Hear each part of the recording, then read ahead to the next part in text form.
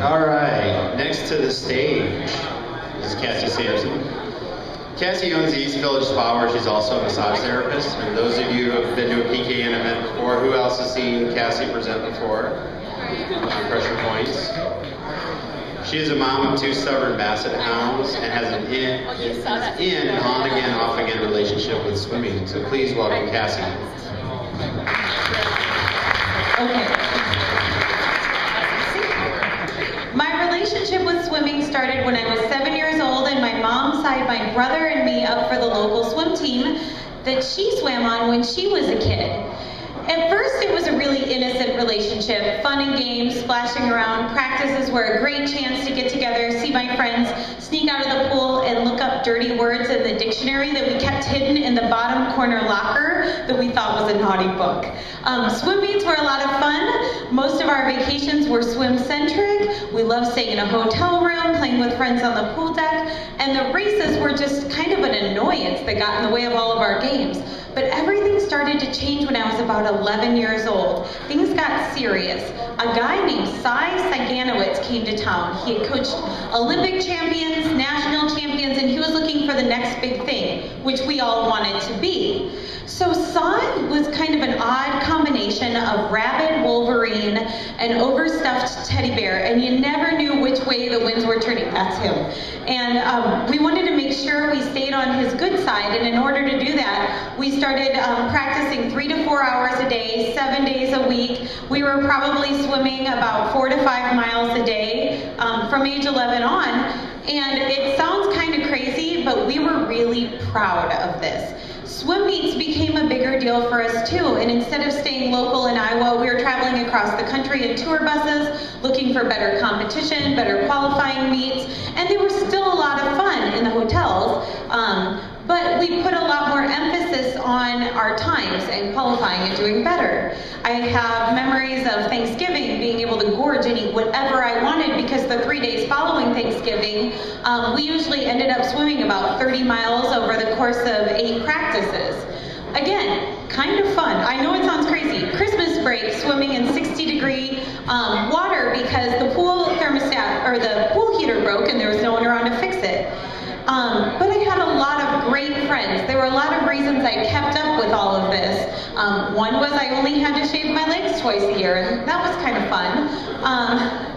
And I'm not delusional. Look at me. I was never built to be a champion. Yes, I would have loved to be an Olympian. It wasn't going to happen. But there were also boys, and they were in Speedos, and sometimes they came from Brazil, and that was pretty fun too. But I kept swimming into my high school swimming career, which was almost like a vacation to get away from Cy for a few months. But as I was older, something happened. I broke my foot. And in the way that only a teenage girl could be dramatic, I was positive right then my life was over. If I couldn't swim, I might as well be dead. And then about a week later, I realized that there were other fun things to do outside of a pool, and other hobbies, and other ways to spend your time, and other boys, like the one that I've been married to for 10 years. And then, like a teenage girl, I said, I have wasted the best 10 years of my life in a pool. Oh! And it was awful. And I hated swimming. I hated it. And it wasn't until I was about 30 that I reconciled with this stupid sport. I'm a business owner. I've owned my own business for about 5 years, and I kind of reconciled with swimming when I realized that all those hours, all those miles, it was training me for this.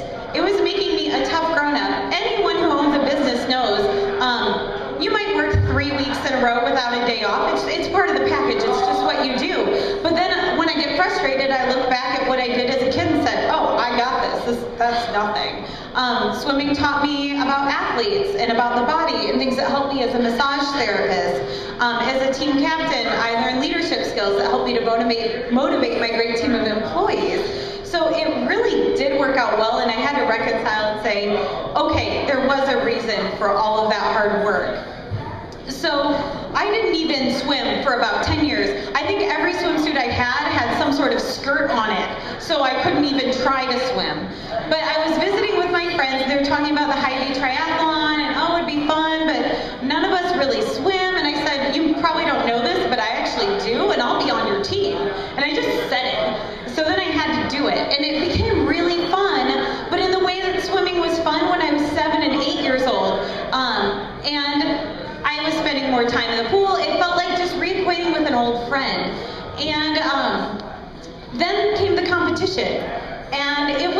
probably swimming in the high beach triathlon for me was maybe one of the most fun highs I've had as an adult, because it was that adrenaline pumping, the being able to beat people, swim over the top of men. That's me, the tan one.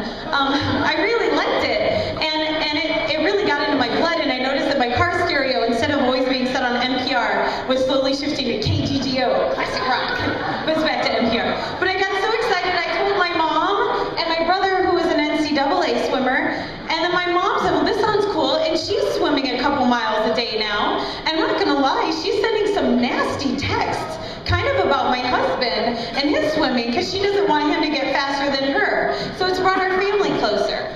And now, we're weird. The sports that I never had a chance to do when I was growing up, like running and biking, I'm taking on as an adult.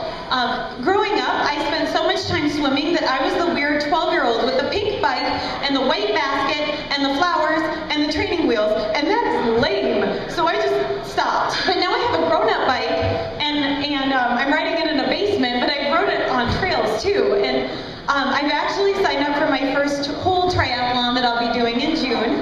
And my husband was not a swimmer growing up, but he decided to tag along with us last summer, and he's swimming now, and we're getting healthier together. Instead of going on dates out to dinner and drinks, our dates are at the pool or running or riding bikes in the basement, and it's been great. So I guess the point of this whole talk is, if you feel like there's something missing in your life, or you need a little excitement, maybe look back to those things you were passionate about as a kid, whether it's art or music or a sport, and take a look at it through your grown-up goggles and see if it might fit into your life now. Thank you.